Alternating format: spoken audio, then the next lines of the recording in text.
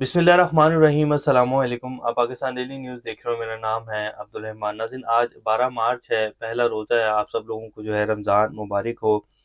ख़ास तौर पर जो है वो फ़लस्तीनी बहन भाइयों के लिए अपनी अफ्तारी और सहरी में जो है दुआएँ करनी है, और पाकिस्तान के लिए भी जो है वो दुआ करनी है कि अल्लाह कोई हमें गैरतमंद क़यादत जो है वो दे, ताकि जो पाकिस्तान की बेहतरी के लिए फ़ैसले हैं वो अब ले लिए जाएँ। अब बहुत देर हो चुकी है और बहुत बुरा हाल है पाकिस्तान की मईशत का और पाकिस्तानी कौम का भी।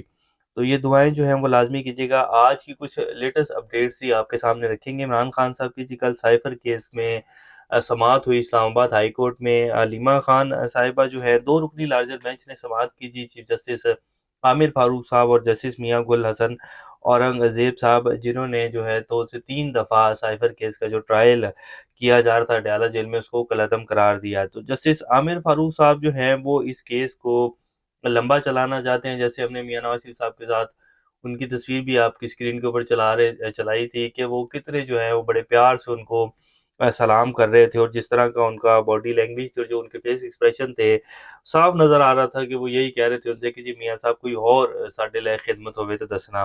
तो वो चाहते हैं कि ये ट्रायल जो है वो लंबा चले, और जो वकील हैं इमरान खान साहब के, सलमान सफदर साहब और पूरी टीम जो है वो बड़े ज़बरदस्त दलाइल दे रही है। अब जो कल वहाँ दलाइल दिए गए हैं, एफआईए के जो स्पेशल प्रोसिक्यूटर हैं, उन्होंने जो दलाइल दिए हैं वो आपके सामने रखेंगे। उन्होंने कह दिया कि जी इसमें अपील का हक ही नहीं है इमरान खान को, जो सज़ाएँ हो गई हैं वो हो गई हैं। और फिर जो हमारी अदालत की तरफ से और चीफ जस्टिस आमिर फारूक साहब की तरफ से रिमार्क्स दिए गए हैं वो भी आपके सामने रखेंगे। अडयाला जेल में जी दहशतगर्दी का खतरा है, और इमरान खान साहब की मुलाकात के ऊपर पाबंदी लगा दी गई है पंजाब की वज़ारत दाखिला की तरफ से, और गेट नंबर जो 5 है उसके ऊपर जो है भरपूर सिक्योरिटी तैनात कर दी गई है।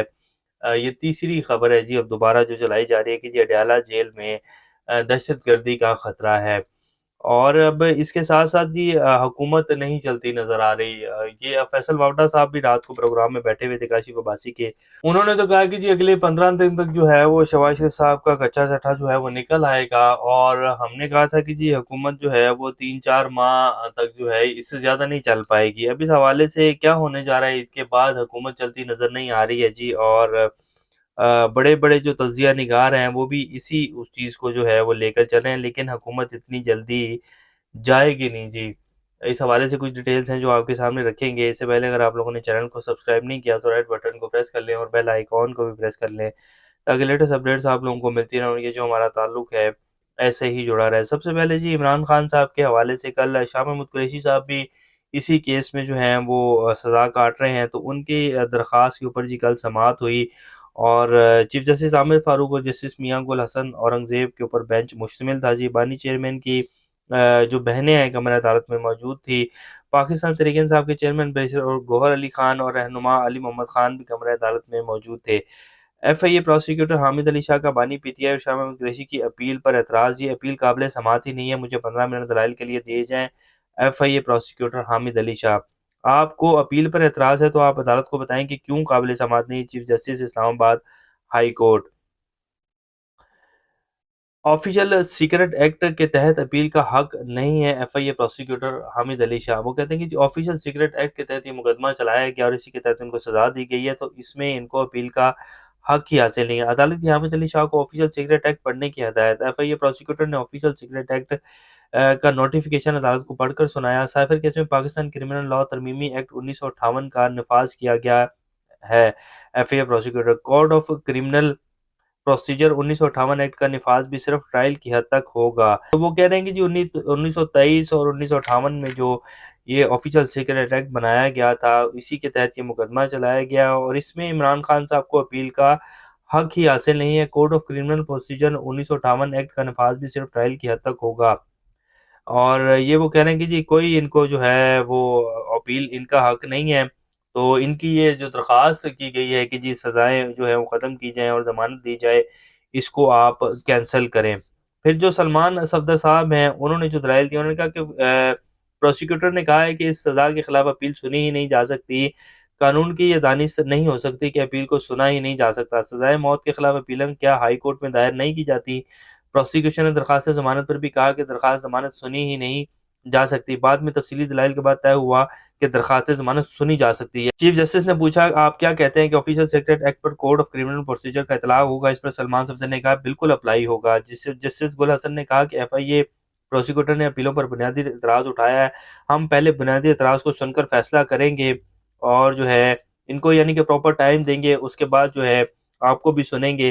चीफ जस्टिस आमिर फारूक ने कहा कि ये बात दुरुस्त है कि किसी को भी रेमेडी के बगैर छोड़ा नहीं जा सकता। प्रोसिक्यूशन ने जो सवाल उठाया है इसे देखना होगा। इस केस में बहुत से इश्यूज हैं जिसमें आप तफसील से दलाइल दें। वकील सलमान सफदर ने कहा, इन्होंने इस स्टेज पर यह एतराज़ उठाया जब मैंने अपील पर दलाइल देना शुरू कर दिया। अदालत ने बानी PTI के वकील को हिदायत दी कि एक नुकता हमारे सामने आया है, इस पर हमने कुछ फैसला तो करना है, आप भी दलाइल दें। बाद अदालत ने अपीलें काबिल समाअत होने या ना होने की FIA की एतराज़ पर बुध को दलाइल तलब करते हुए समाअत मुलतवी कर दी। तो अब अलीमा खान ने इसके ऊपर कहा है कि जी जो हमारे माशाल्लाह चीफ जस्टिस आमिर फारूक साहब हैं, वो नहीं चाहते हैं कि ये केस जो है वो आगे चले और ये जो केस है इसमें इमरान खान को जो है कोई रिलीफ मिले। उन्होंने बिल्कुल साफ अल्फाज में कहा है और वो कहते हैं कि जी मुकम्मल सहूलतकारी जो है वो कर रहे हैं चीफ जस्टिस आमिर फारूक साहब इस निज़ाम की। इमरान खान साहब जो है इनके ऊपर एतराज़ात भी उठा चुके हैं लेकिन कोई एतराज़ जो है वो कहीं नहीं सुना गया। काज़ी साहब जो हैं वो कल बड़ा हमारे जो चीफ जस्टिस ऑफ पाकिस्तान है वो कल बड़ा कह रहे थे कि जी कंधों के ऊपर रखकर जो है बंदूक मत चलाएं, अदारे जो हैं हमारे कंधे को इस्तेमाल मत करें, हमें पता ही नहीं होता अदलिया बदनाम हो रही है। तो फिर उन्हें देख लेना चाहिए कि जी आप पिछला 40 साल पुराने केस के ऊपर तो इंसाफ आप दे रहे हैं भुट्टो साहब को, लेकिन जो आपका इस टाइम का साबिक प्राइम मिनिस्टर है जिसके साथ ये सब कुछ हुआ है पिछले 2 साल में और जो जिस तरह उसको सजाएं दी गई हैं, क्या आप उसके ऊपर जो है नोटिस नहीं ले सकते? क्या आप कह नहीं सकते कि ये कैसा जो है वो इंसाफ फराहम किया जा रहा है? लेकिन नहीं, मजाल है कि इसकी तरफ जो है कोई ध्यान दिया जाए। अडयाला जेल में जी दहशतगर्दी का खतरा है, इमरान खान समेत तमाम कैदियों से मुलाकात पर पाबंदी लगा दी गई है। महकमा दाखिला पंजाब की जानिब से जेल में सर्च ऑपरेशन किया जाएगा। महकमा दाखिला ने इंस्पेक्टर जनरल जेल खाना जात पंजाब को फैसले से आगाह भी कर दिया है। तो जी सिक्योरिटी सख्त कर दी गई है और तमाम तर मुलाकातें जो है इमरान खान की उनको बंद कर दिया गया है और वो कह रहे हैं कि जी वहाँ सिक्योरिटी की सूरत हाल ठीक नहीं है, कुछ भी हो सकता है, तो इसलिए नहीं मिलने दिया जाएगा। हालांकि इमरान खान के मुलाकात करने वालों में कौन होते हैं? उनके पार्टी के बंदे हैं, उनकी बहनें हैं और पार्टी के भी सिर्फ चंद लोग जिसमें बैरिस्टर गौहर अली खान होती है, उनकी वकला की टीम होती है और जो है कुछ उनके लोग होते हैं, बाकी इसके अलावा तो उन्हें और कोई मिलने जाता नहीं है। तो ये जी महकमा दाखिला पंजाब की तरफ से ऑर्डर किया गया कि जी जेल में सिक्योरिटी सूरत हाल की वजह से जो है मुलाकातें बंद कर दी जाएँ।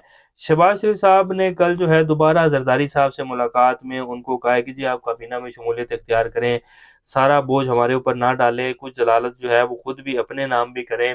ये तो वही बात हो गई, पिछले 2 साल भी सारी जलालत हमारे हिस्से आई है और अब भी जो हो रही है वो भी हमारे हिस्से आ रही है, तो प्लीज़ आप हमारे साथ जो है वफाकी काबीना का हिस्सा बने। जिसके ऊपर जरदारी साहब ने कहा कि नहीं जी, आप थोड़ा-सा चलें, अभी आगे देखें, फिर आपके साथ जो है हम देखेंगे आगे चलने के लिए। अभी हम जो है फैसला नहीं कर सक रहे कि जी वफाकी काबीना का हिस्सा बनना है या नहीं बनना है, अभी हमें थोड़ा टाइम दें आप।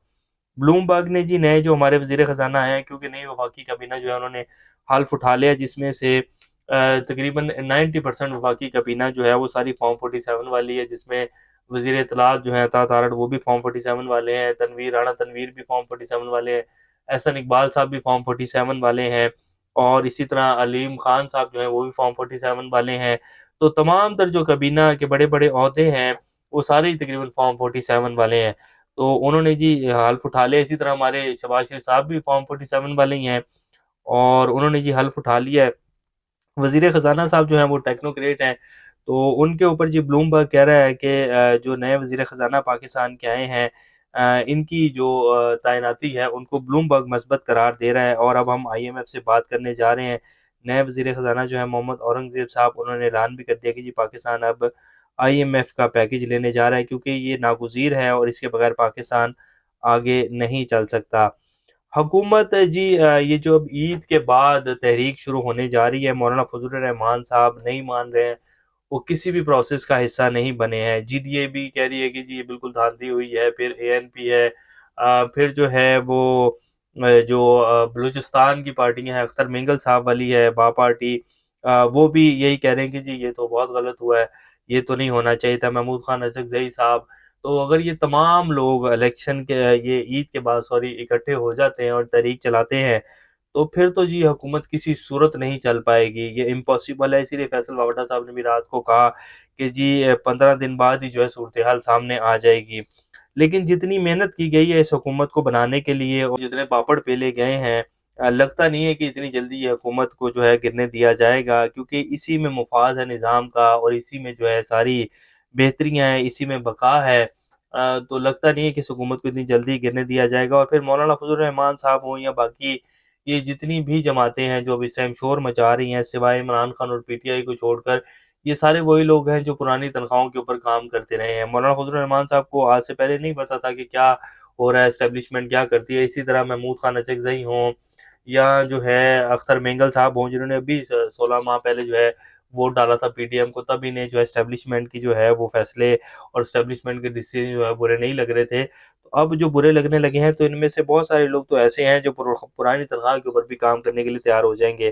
तो देखते हैं कि अब ये लोग डटे रहते हैं, अगर तो ये लोग डट गए तो फिर तो हुकूमत नहीं चल पाएगी। अगर इन लोगों ने पुरानी तनख्वाह के ऊपर ही काम किया, तो फिर तो हुकूमत जी अभी इतनी जल्दी कहीं नहीं जाने वाली।